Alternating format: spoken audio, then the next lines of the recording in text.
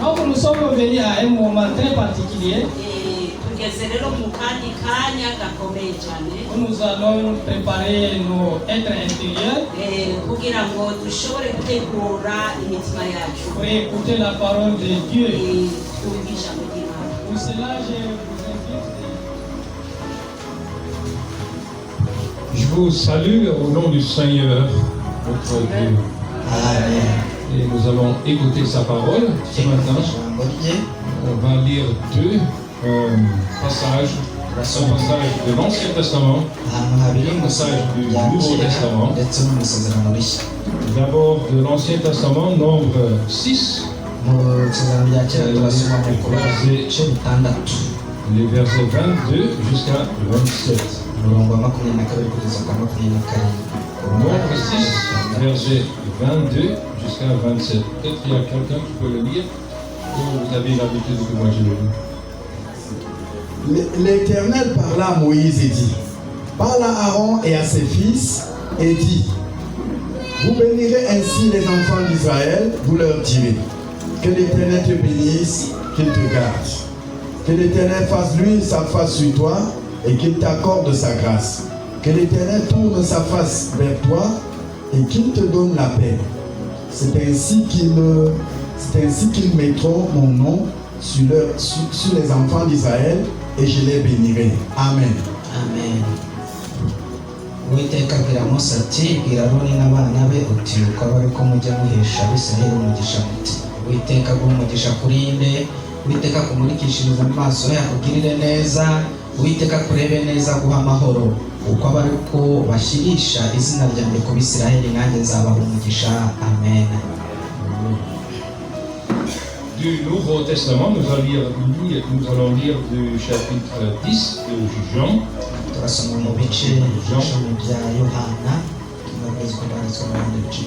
Du verset 11 jusqu'à 16.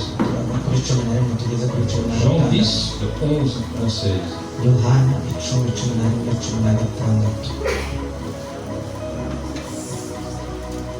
Il est écrit: je suis le bon berger. Le bon berger donne sa vie pour ses brebis. Mais le mercenaire qui n'est pas le berger et à qui n'appartiennent pas les brebis, voit venir le loup, abandonne les brebis et prend la fuite. Et le loup les ravit et les disperse. Le mercenaire s'enfuit parce qu'il est mercenaire et qu'il ne se met point en peine des brebis. Je suis le bon berger. Je connais mes brebis et elles me connaissent, comme le Père me connaît et comme je connais le Père. Et je donne ma vie pour mes brebis. Amen. Nijye mwungeri mwiza apfira intama ze, ariko uragirira ibihembo utari umwungeri bwite, kandi n'intama atarize iyo abonye isega rije asiga intama agahunga, isega rikazifata rikazitatanya. kuko ari uw'ibihembo arahunga ntiyite ku ntama. Ninjye mwungeri mwiza kandi menya izanjye zikamenya, nk'uko data amenya nanjye nkamumenya, kandi mfira intama zanjye. Mfite n'izindi ntama zitari izo muri uru rugo, nazo nkwiriye kuzizana. Zizumva ijwi ryanjye kandi zizaba umukumbi umwe, zigira umwungeri umwe. Amen. Chers frères et sœurs, bakundwa bene data, je vous souhaite les meilleurs vœux. ibihe byiza. Qu'est-ce qui se passe quand je dis ça? Ni iki gitumye mvuga ntyo? C'est un Néerlandais, Yewe ndi umuhorandi quelqu'un qui est venu de très loin, uvuye kure cyane, nous offre les meilleurs vœux. none gute ari kutwifuriza ibihe byiza cyangwa umwaka mushya? Il me souhaite tout le bien. Ni ari twifuriza ibyiza, C'est joli, ni byiza kandi c'est gentil. ni nabi birakwiriye, Mais enfin, il ne peut pas ariko ntashobora donner guta ce qu'il veut. ibyo ashaka. On l'éprouve très souvent, moi je l'éprouve très souvent, Nkunda guhura nabyo cyane quand moi je visite quelqu'un dans un hôpital, iyo usuye umuntu qui est wenda en se deuil, mu bitaro, umuntu akaba ari arwaye, que je me sens très mal à l'aise. nkumva rwose nanjye nguwe nabi, Puisque on veut souhaiter tout le bien. kubera On ko dit tuba twifuza ibyiza kuri uwo murwayi tumubwira ngo komera, que le Seigneur soit avec toi uwiteka abane et te donne la nawe force. kandi aguha imbaraga. Mais en même temps, Ariko on se sent, tuba on twiyumva sent muri qu'on twe ne peut pas réaliser nta bushobozi dufite bwo que je gusohoza voudrais donner. ibyo ngibyo tumwifuriza kubimura. Je ne suis pas capable Ntabwo de ngifite réaliser ubushobozi bwo quand je dis kubisohoza. mes meilleurs vœux. Nk'uko mbivuze gutyo mbifuriza ibihe byiza njye sinabisohoza. Frères et sœurs, ce matin, il y a quelqu'un devant nous Ariko muri iki gitondo hari uri imbere yacu qui non seulement montre ce qu'il veut, atari utubwira gusa ibyo yumva yifuza, mais qui peut donner. ahubwo ubasha no kubitanga. Amen. C'est vraiment le Seigneur lui-même Uwo ni umwami qui Yesu est devant nous uri hagati mu et qui exprime exactement ces mots. ubasha kutwifuriza ibyo abasha no gusohoza. Que l'Éternel te bénisse et te Aravuga garde. ati uwiteka aguhe umugisha kandi akurinde, Que l'Éternel fasse briller sa face sur toi et t'accorde sa grâce. uwiteka akumurikishirize mu maso he kandi akugirire neza, Que l'Éternel lève sa face vers toi, uwiteka Et akurebe donne neza, la paix. aguha amahoro. Voilà, la première chose que je voulais souligner ici, c'est pas des paroles d'un homme. Ikintu cya mbere ndagira ngo mbabwire ko aya ntabwo ari amagambo y'umwana w'umuntu dusomye. C'est pas quelque chose que Israël a inventé, ou bien Aaron a inventé, ou bien que l'Église a inventé. Nta nubwo ari ikintu abisiraheli cyangwa aruri cyangwa itorero bihimbiye. Ce n'était pas une décision des gens dans ce temps-là. Ntabwo ari ibitekerezo cyangwa se mu itorero nk'uko tuzabibona, C'est vraiment ahubwo une parole ni directe ijambo rivuye de notre Seigneur Imana qui nous a appelés de le faire comme ça. riduhamagarira ko tuzajya natwe tubikora dutyo. Mets ton nom, mets mon nom, le nom du Seigneur, sur les Israélites et je les bénirai. Ni ukuvuga ngo muzajye mubikora gutyo kugira ngo izina ry'uwiteka mu bisiraheli ritume bahabwa umugisha. Et je vous invite à bien écouter cette parole. Ndagira ngo n'amagambo muyumve neza cyane. D'abord, c'est une remarque un peu l'université de la tête. On a parlé de la tête et du cœur. Ibi rero ni ibintu Une remarque de la tête. bisaba kugira ngo umuntu abyumve ari mu mutwe cyangwa no mu mutima. Reka mbere wenda mu mutwe. Ce sont des mots qui sont écrits en hébreu. Aya ni amagambo ubundi yanditswe mu giheburayo, Et c'est une poésie très belle en hébreu. kandi iki ni igisigo cyiza cyane mu giheburayo. Cette bénédiction consiste de 15 mots. Kandi uno mugisha ugizwe n'amagambo 15. Et ce n'est pas par hasard. Kandi si kubw'ubusa gusa, C'est 3 fois le nom de l'Éternel. ahubwo inshuro 3 zose witeka, Et à côté de ça, 12 mots qui correspond exact aux 12 points d'Israël. noneho rero hakaba hariho n'andi magambo 12 turi buhuze n'ubwoko 12 bw'Abisiraheli. Chacun d'entre Israël que l'Éternel veut être là. kuri buri bwoko bwose bwa Isiraheli Uwiteka ashaka kubana nabo. Et toute phrase a 2 mois de plus. buri nteruro yose ifite amagambo 2 y'inyongera. La première phrase 3 mots, la deuxième 5 mots et la dernière 7 mots.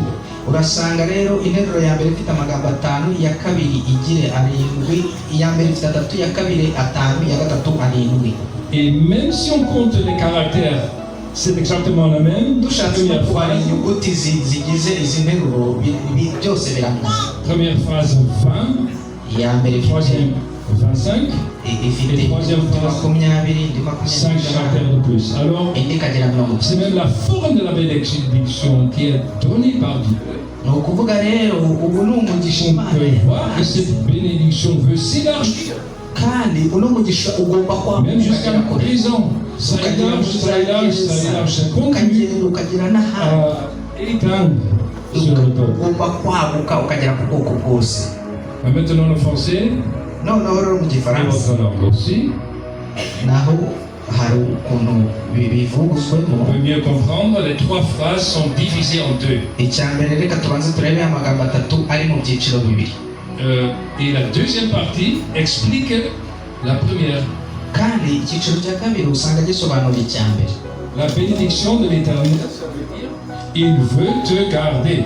umugisha wa mbere w'Uwiteka ukurinda, Et que l'Éternel fasse briller sa face sur toi, kandi ça veut dire, ashaka kumurikishiriza mu maso he. bivuze iki? ça veut dire qu'il t'accorde sa grâce. ni ukuvuga ngo arashaka kugusakazaho ubuntu bwe, Et qu'il tourne sa face vers toi, ikindi ngo aguhindukirire, ça veut dire qu'il te donne la paix. aguha amahoro. Ces 3 phrases izi nteruro 3 contiennent une grande richesse. zuzuye n'ubutunzi bwinshi.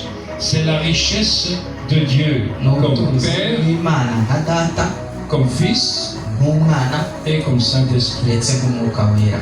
Et je vais essayer de l'expliquer ndaje à l'aide de kubasobanurira 3 images, mbereke aya mashusho 3 de 3 peintures, pour ainsi dire, des peintures assez élaborées. ni ukuvuga ngo nubwo ari amashusho 3 cyangwa se amabara 3 ariko atunganijwe neza.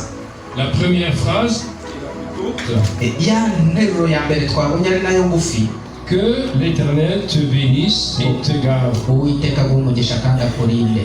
On peut comprendre cette image dushobora kubona iyi si on shusho. regarde un berger. reka turebe umushumba umwungeri. Le berger dans la Bible est très souvent l'image du soin de Dieu pour son umwungeri peuple. muri bibiliya buriya akunda gushushanya imana ku bwoko Et ça. bwayo. Dans notre première peinture, nous voyons le berger reka turebe ibara rya mbere turabonamo dans son troupeau. turabona umwungeri uri mu mukumbi. Les moutons sont là intama ziri aho et ils paissent l'herbe, ziri kurisha cherchent quelque ubwatsi, chose à manger sur le ziri page, gushaka ibyo kurya hariya mu rwuri, mais ils ne voient pas le danger du dehors. ariko ntabwo zitaye mu kaga kari Ils gutunga ne pensent hirya. pas aux loups et aux lions. ntabwo bari gutekereza cyane kuri za ibirura cyangwa se intare zishobora kuza Ils ne kubirira. pensent qu'à leur repas. icyo bitayeho ni ubwatsi ziri kurisha gusa. Mais le berger est là, aux premières images. ariko noneho turabona umwungeri hano muri iyi shusho yanjye. Et il a le dos vers les moutons. ni ukuvuga we ngo ateye umugongo Il intama, regarde s'il y a un loup, un lion, un ari danger. ari kureba niba hari intare cyangwa se hari ikibura cyaza Vraiment imbere garder y'aho son troupeau. umukumbi kugira ngo awurengere. Voilà la première promesse que Dieu nous donne dans cette bénédiction. isezerano rya mbere imana iduha muri uno mugisha. Il se démontre, il se prouve le berger il veut bénir son peuple, c'est-à-dire il veut le protéger, préserver, le sauvegarder de tous ces dangers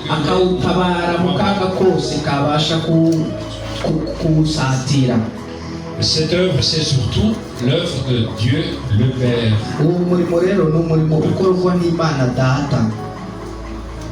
Notre Père qui est aux cieux veut garder notre vie dans sa main.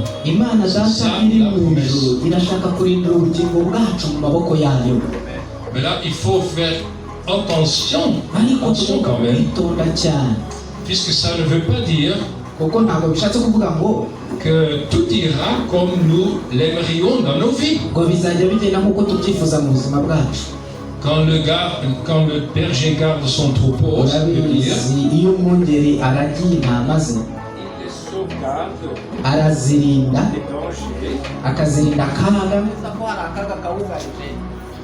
mais ça n'implique pas que les brebis pourraient toujours aller au lieu qui leur semble agréable. Il arrive qu'un mouton ou une brebis dit ça semble un très bon trait. Le pâturage est vert, etc. Il veut y aller. Mais aïe là, la verge du berger, il la tape. Tu n'en es pas conscient, mais là, il y a un danger. Il faut rester auprès du troupeau. Il est très essentiel d'ainsi comprendre la bénédiction. Être béni, c'est pas toujours avoir ce qu'on veut. C'est plutôt savoir qu'il y a un berger qui me garde et qui me guide. Le berger guide le troupeau vers son but.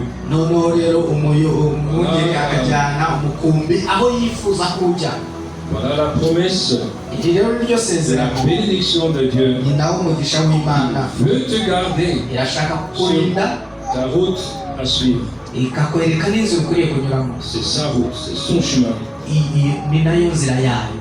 Et vivre avec la bénédiction, c'est vivre avec une sûreté.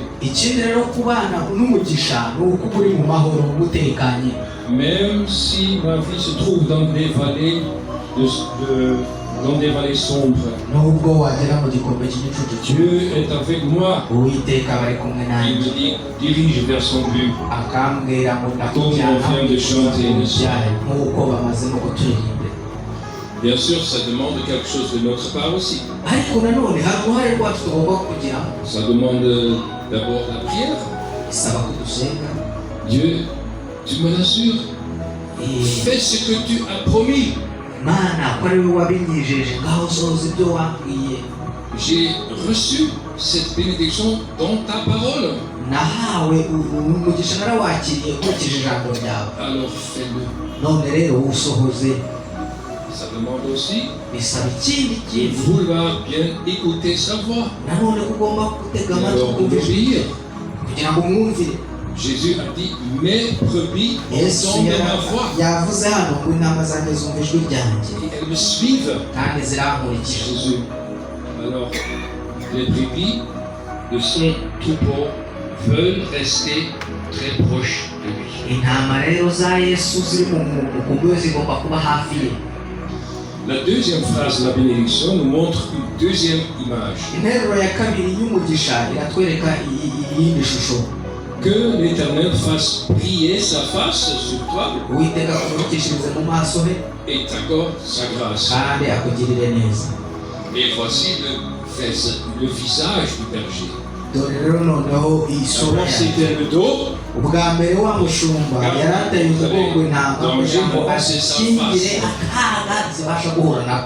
Il regarde le troupeau. Et on peut voir ses yeux. Et ses yeux sont pleins de soins et de miséricorde vers ses mu brebis. maso ye haba huzuyemo imbabazi n'ubuntu. La tâche d'un berger n'est pas seulement de protéger son troupeau, rero burya inshingano y'umwungeri ntabwo ari ukurinda sa umukumbi gusa, tâche est aussi de faire paître, ahubwo ni no kuzigaburira, de l'amener vers les puits, akazishora amazi zikajya kunywa, de le nourrir ndetse akazishakira et le ubwatsi, conduire aux sources à boire. akajya azijyana ku isoko aho zijya kunywera. Ici, on voit un peu plus de ce que Dieu veut être pour son ahangaha rero peuple. turabona icyo Imana ishaka kurushaho ku bwoko bwayo. Comme berger, hein, Nk'umwungeri, le bon berger. umwungeri mwiza, Ce qui est nous montré, c'est très humain de l'Éternel. C'est très humainement dit de l'Éternel. ahangaha rero biratwereka ko Imana rwose idushikamishije umutima cyangwa se ifite ku mutima wayo. Que l'Éternel fasse briller sa face. noneho ng'uwiteka reka tumurikishije mu maso he. Le visage montre quelque chose de l'homme. ubundi iyo umuntu akorebye mu maso hari icyo bisobanura.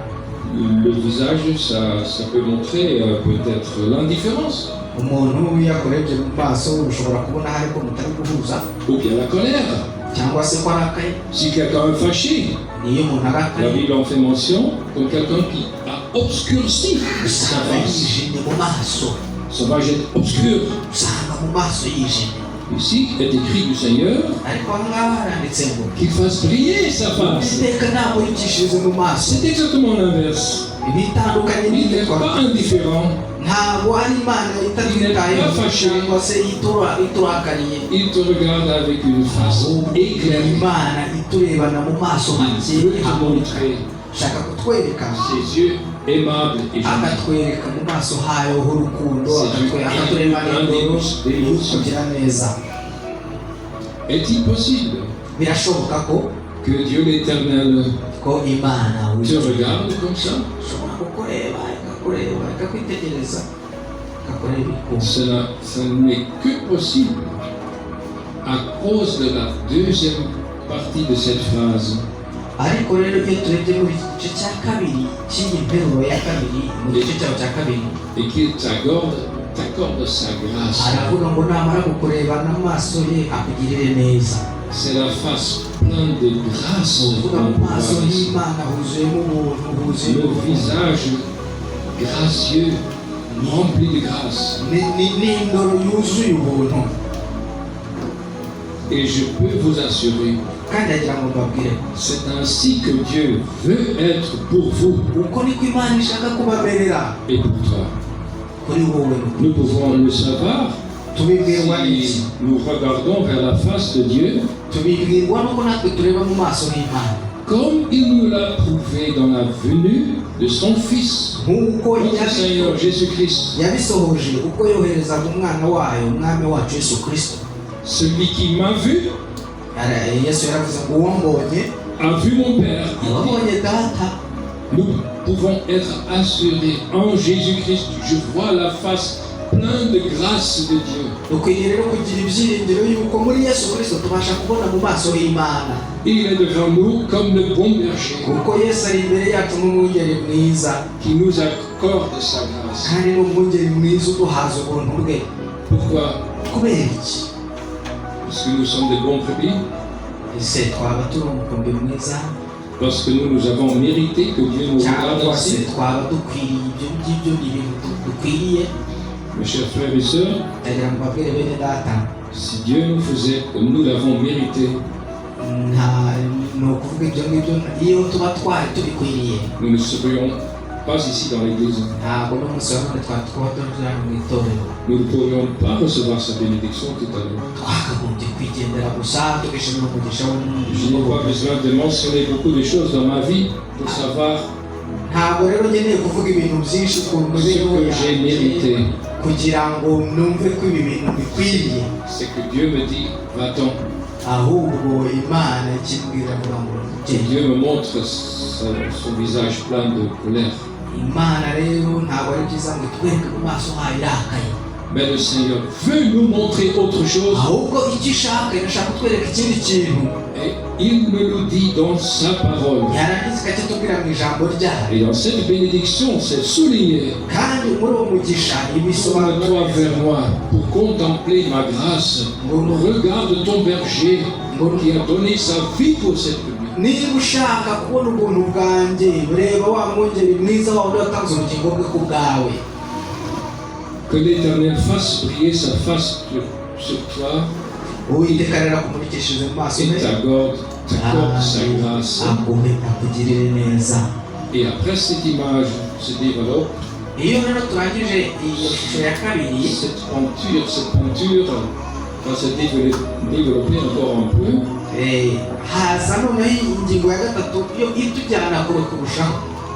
La troisième phrase, c'est que l'Éternel lève sa face vers toi ngo uwiteka akuhindukirire et te donne la paix. narangiza guha amahoro. Ainsi termine la bénédiction. Ça amène au but ultime. aho ngaho ni naho iyo nteruro isaba umugisha isoreza ijyana ku ntego nyamukuru.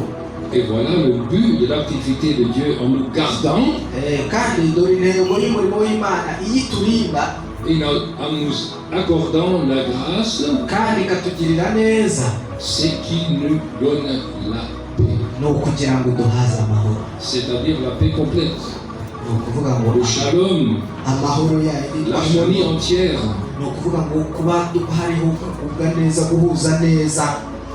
L'expression que l'Éternel lève sa face vers toi aha ngaha rero havuze ngo uwiteka aguhindukirire exprime l'activité la plus personnelle du Seigneur. bivuga umurimo ukomeye cyane Imana ikora Que ubwayo. Dieu lève sa face vers toi, Imana ikwiye kuguhindukirira, cela ne peut arriver qu'à cause de ce que nous venons de voir.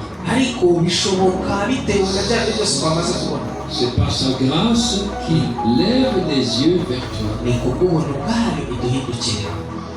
Comme dans le temps-là, en présence d'un roi, noneho rero kuba tunejwe no kuba turi imbere y'umwami, si on visitait un roi, urugero iyo wasuye umwami il pourrait se tourner à côté. ashobora kuguhunza amaso. Et ça signifiait, icyo gihe biba bivuze je t'ai rejeté. ntabwo nkwemereye, Maintenant, je ne veux pas t'entendre. ntabwo nshaka no kukumva. Mais il pourrait aussi ariko ibyo biba lever sa tête vers toi. azamura umutwe we Et akakureba. ça signifiait, viens chez moi, ibyo biba bivuze ngo je vais t'écouter. egera ngwino ndashaka kukumva.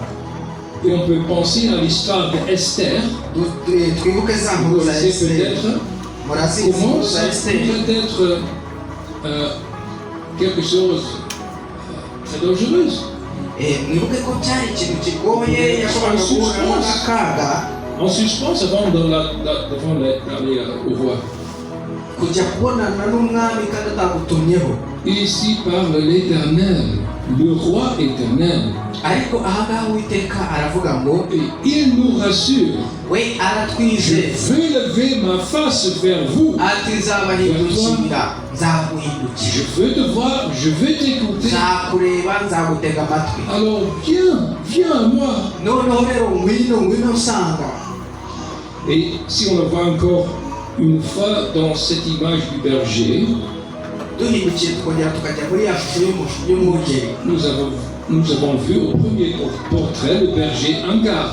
muzi ko ubwa mbere twabonye umwungeri uri ku burinzi urinze umukumbi, Regardant à côté, s'il y a un danger peut-être. ari kureba ahandi kugira ngo arebe akaga kaza gusatira umukumbi kugira ngo awurenge. La deuxième image, ishusho c'était ya kabiri twabonye la face remplie de soins et de grâce. ni wa mwungeri wihindukirira intama akazirebana amaso y'imbabazi. Ici, c'est la troisième image. iyi rero ni ishusho ya gatatu.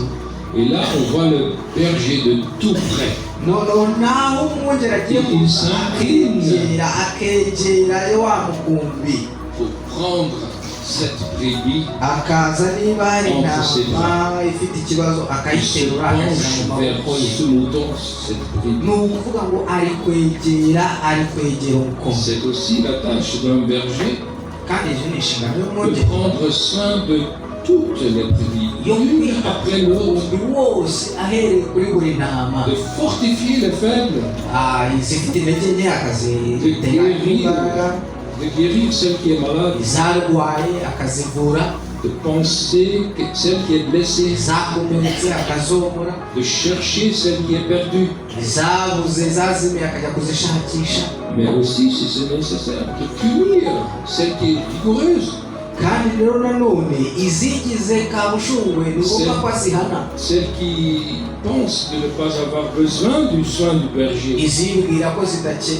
de ramener celle qui est égarée. Restez là, près du troupeau. Dans la prophétie d'Ézéchiel, vous pouvez le lire peut-être à la maison, chapitre 34. C'est une très belle description de l'activité de Dieu comme berger. Et cette dernière œuvre, cette œuvre-là plus personnelle de Dieu, c'est l'œuvre de Dieu comme Saint-Esprit. Le Saint-Esprit qui distribue ce que Christ le Seigneur a mérité. Qui distribue le salut, sa grâce. Et qui veut l'attribuer à nous très personnellement.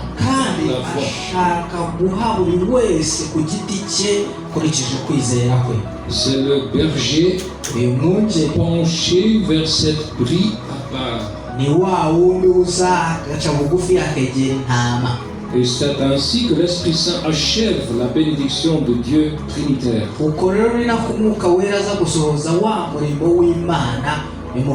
Comme ça, il nous amène dans la paix.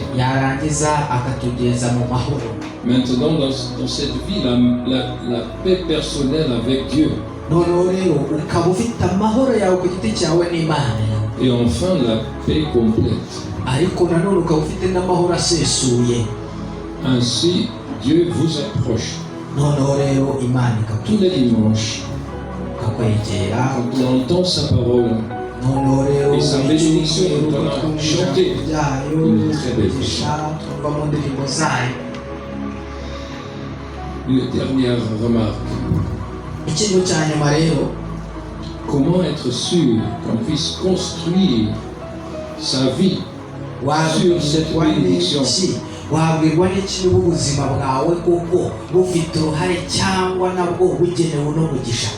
Dans l'Ancien Testament, cette bénédiction fut prononcée du bord de l'autel.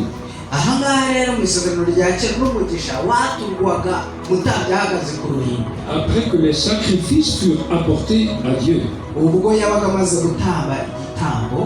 La Bible nous dit que c'est que par le chemin du sacrifice, après que Dieu fut réconcilié avec son peuple,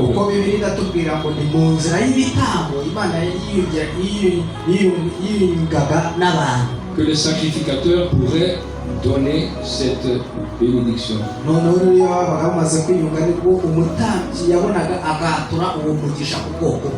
Et pour nous, ce n'est pas différent. Ce n'est qu'après Dieu soit réconcilié par le sacrifice, par l'œuvre sacrificielle de notre Seigneur Jésus-Christ, que la bénédiction peut être prononcée. Le grand sacrifice est apporté à Dieu. Le bon berger est venu.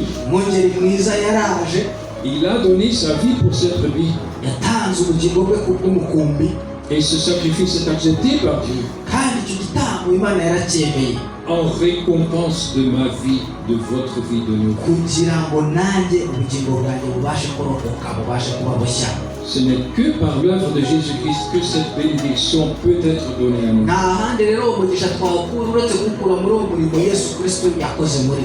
Mais d'une telle manière, cela est vraiment possible. Et à cause de l'œuvre de son Fils, Dieu veut veut nous donner cette richesse. Ni nayo mpamvu Imana yatanze umwana wayo kugira ngo duhe ubutunzi bwose. Alors s'il te plaît, accepte-la. Ni nayo mpamvu rero nkwinginga kugira ngo wemere icyo gitambo. Ne sois pas comme la brebis qui cherche son propre chemin. Wishaka kumera nka ya ntama ishaka kwigendera uko ishaka. Mais écoute sa voix. Ahubwo tega amatwi ijwi rye. Élève ton cœur vers lui. Kandi nanone fungura umutima wawe. T'abandonne à lui. Wowe ihe wese Imana Qui te dit, ikubwira veuille mettre mon nom sur mon peuple. uvuga uti Imana reka izina ryawe ribe hagati mu bwoko Et bwawe. je le répète encore une fois. Reka nongere mbisubire.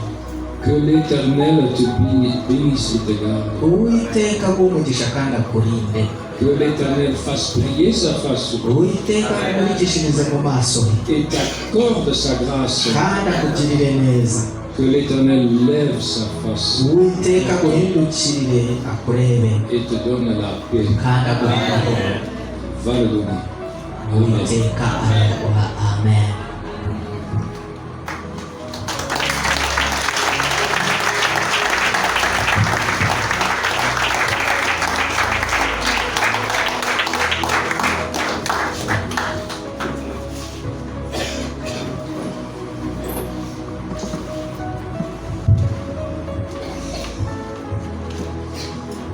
Amen. Gloire à Dieu. Amen. Nous bénissons le Seigneur pour ce message Turashima Imana kubwira ijambo ahaye qui nous a fortifiés kuko gaduhaye umugisha qui nous montre que l'Éternel est notre refuge et celui qui nous garde. gutwereka yuko Imana yacu uhoraho ari we ubuhungiro bwacu kandi ari we aturinda muri byose. Et notre Père exceptionnel, notre Père se trouve en l'Éternel. Ni umubyeyi asumba abandi babyeyi bose Et l'Éternel est notre berger par excellence. kandi Uwiteka niwe mwungere asumba abandi bungere bo mu isi Que le yose. Seigneur bénisse notre papa et notre Imana docteur. irumugisha umubyeyi wacu. Merci beaucoup. Donc, nous allons passer à l'étape suivante. Ubwo tugiye kuja mu cyiciro Ici, nous montrons le premier panier. tubereka uduseke. C'est l'offrande ordinaire. Aka gaseke ka mbere kajamo ituro ry'ubucuruzi. Ici, le panier qui se trouve au milieu. Aho hagati naho muri ako gaseke C'est le panier pour la construction de notre ushyiramo église. ituro ry'inyubako. Et le dernier panier, c'est pour les dîmes. hirya dushyiramo ibya cumi. Voilà. Amen. Et voilà. Donc, de prier, kugira ngo asenge de demander la grâce de Dieu que le Seigneur nous donne de donner avec un cœur ouvert. asabe kugira ngo Imana itugirire ubuntu dutange n'umutima ubikunze. Et que Dieu fasse grâce à ce qu'on donne là et puisse servir pour son Imana œuvre. rwose ifashe kugira ngo ibyo dutanga bizogire umumaro mu murimo wayo. Ok, merci. Je demande à la voix du salut de nous donner un chant pendant que nous donnons cette collecte. Hanyuma mu gutanga turasaba abari ijwi ry'agakiza kugira ngo baze kuyobora mu gutanga. Merci. Père éternel, nous te bénissons, nous te rendons grâce, nous sommes heureux que tu nous accordes le privilège d'être encore là. Nous avons été bénis depuis le début jusqu'à maintenant. Nous n'avons rien manqué devant ta sainte présence. Nous avons écouté les chants, nous avons écouté ta parole. Nous sommes grandement bénis, que ton nom soit loué et que la gloire te revienne. À ce moment, Seigneur, que nous allons passer à donner à une autre œuvre, à donner les offrandes. Nous voulons, Seigneur, te remettre nos cœurs devant toi. Seigneur, bénis tout et chacun qui est venu avec quelque chose dans sa main et bénis tous ceux qui n'en ont pas. Et que tu accordes la grâce, Seigneur, à ceux qui n'ont pas le travail, de trouver le travail pour qu'à la prochaine fois, ils viennent avec quelque chose dans les mains. Merci parce que ta maison ne va jamais manquer. Seigneur, du trésor, parce que c'est une promesse. Au nom de Jésus de Nazareth. Amen. Tout joyeux de nous retrouver, Dieu a fait de nous ses enfants. Tout joyeux de nous retrouver, Dieu a fait de nous ses enfants. Tout joyeux de nous retrouver, Dieu a fait de nous ses enfants. Tout joyeux de nous retrouver, Dieu a fait de nous ses enfants. Tout joyeux de nous retrouver, Dieu a fait de nous ses enfants. Tout joyeux de nous retrouver, Dieu a fait de nous ses enfants. De tous les horizons nous voici rassemblés, tout joyeux de nous retrouver. De tous les horizons nous voici rassemblés, tout joyeux de nous retrouver. De tous les horizons nous voici rassemblés, tout joyeux de nous retrouver. De tous les horizons nous voici rassemblés, tout joyeux de nous retrouver. Oh, tout joyeux de nous retrouver. Dieu a fait de nous ses enfants. Tout joyeux de nous retrouver. Dieu a fait de nous ses enfants. Oh, tout joyeux de nous retrouver. Dieu a fait de nous ses enfants. Tout joyeux de nous retrouver. Dieu a fait de nous ses enfants. De tous les horizons nous voici rassemblés, tout joyeux de nous retrouver. De tous les horizons nous voici rassemblés, tout joyeux de nous retrouver. De tous les horizons nous voici rassemblés, tout joyeux de nous retrouver. De tous les horizons nous voici rassemblés, tout joyeux de nous retrouver. Nous allons nous lever bashobore kutwigisha et nous allons prier turahaguruka dusenge pour clôturer. dusenge kugira ngo turangize iteraniro ryacu. Tout joyeux, bénissons le Seigneur. Chantons et célébrons ses louanges. Adorons avec joie le Sauveur. Nous joignons au céleste et voilà.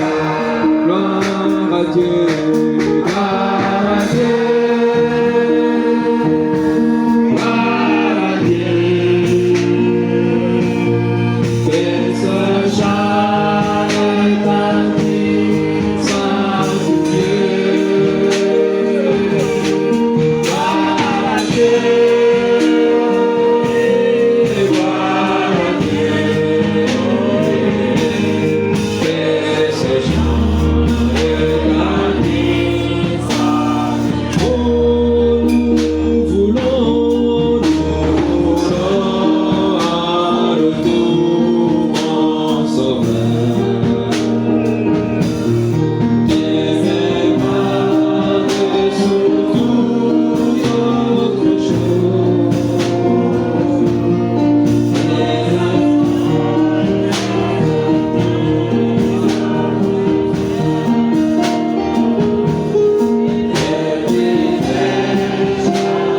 De nous dispose à Dieu.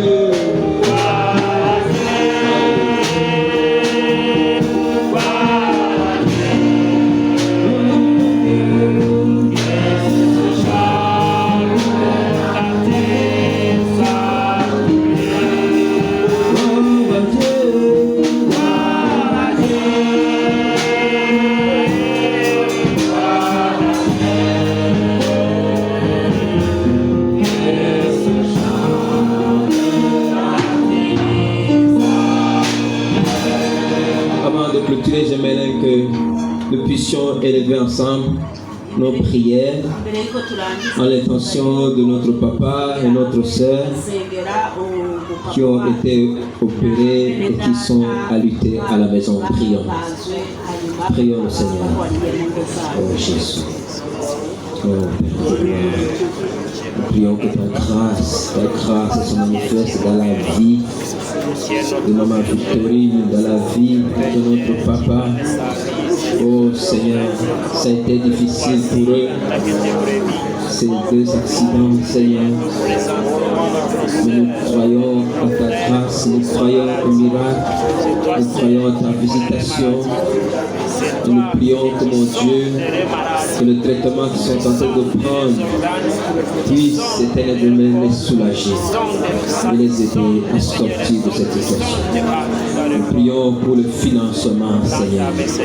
Ce n'est pas facile, mais Père de gloire, pourvoir, Seigneur, pour les médicaments, pourvoir, mon Dieu, pour les frères, pourvoir pour toutes choses, Seigneur de Tout-Puissant. Et permet que tout vide qui se présente dans leur vie par rapport à ces maladies, que ce vide soit comblé au nom de Jésus. Tu n'es pas limité dans ta manière de faire, alors Seigneur, nous te prions d'agir en leur faveur. Merci, au nom de Jésus. Il a promis d'être avec nous. Je m'accroche à lui. Je m'accroche à lui. Il a promis. Il a promis d'être avec nous. Sa fidélité. Que le Seigneur fasse briller sa face sur vous. Et t'accorde sa grâce.